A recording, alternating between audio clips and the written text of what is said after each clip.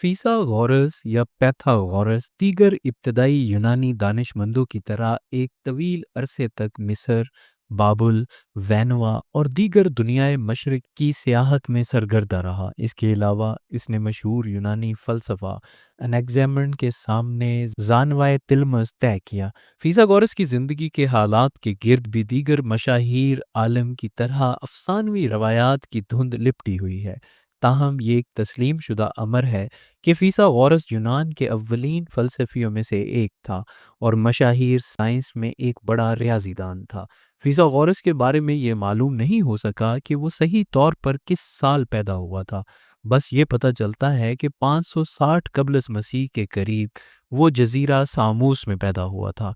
अनाक्सी मेंडर और दीगर जय्यद यूनानी उलमा से तालीम हासिल करने के बाद उसने एक तवील मुद्दत दुनियाए मशरिक की खाक छानी और फिर 40 साल की उम्र में इटली में वाक़े यूनानी नौ आबादी क्रूटूना में मुस्तकिल तौर पर आबाद हो गया। क्रूटूना में आबाद होने के बाद फीसागोरस ने वहाँ के लोगों की ज़हनी तरक्की के लिए काम किया और इस अतालवी रियासत में अपना एक ख़ास मकतबा फ़िक्र कायम किया।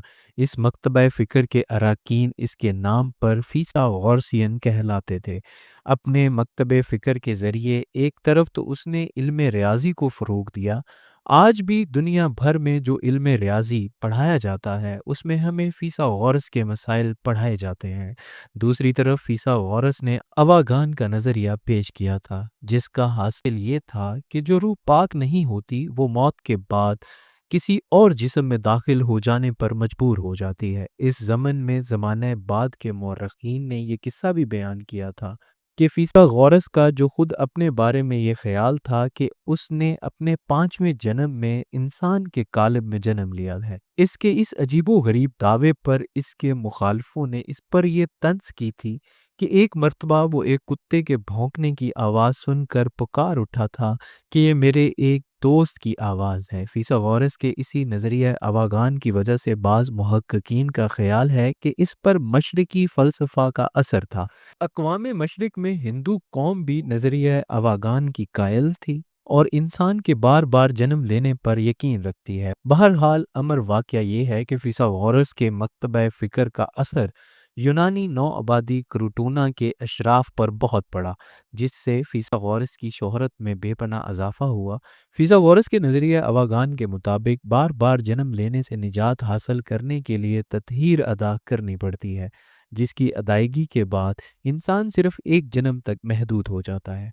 फीसागोरस का एक नज़रिया ये भी था कि तमाम अशिया का असल हकीकी अदद है और ये कि तमाम निस्बतें अददी लिहाज से बयान की जा सकती हैं। अपने इस रियाजी अल असल नज़रिए की मदद से फीसागोरस ने फ़न मौसीकी में 7 सुरों की अददी निस्बत दरियाफ्त की थी। ज़मीन के एक सियारा होने और एक मुकर्ररा नुक्ते के गिर्द घूमने का नज़रिया भी पहली मर्तबा फीसागोरस ने पेश किया था। इसके अलावा फीसागोरस का नज़रिया वितरी ज़ाविया कायमा भी बहुत मशहूर है। इसकी वजह से आज भी 2500 साल बाद रियाजी के शोबे में फीसागोरस का नाम जिंदा है।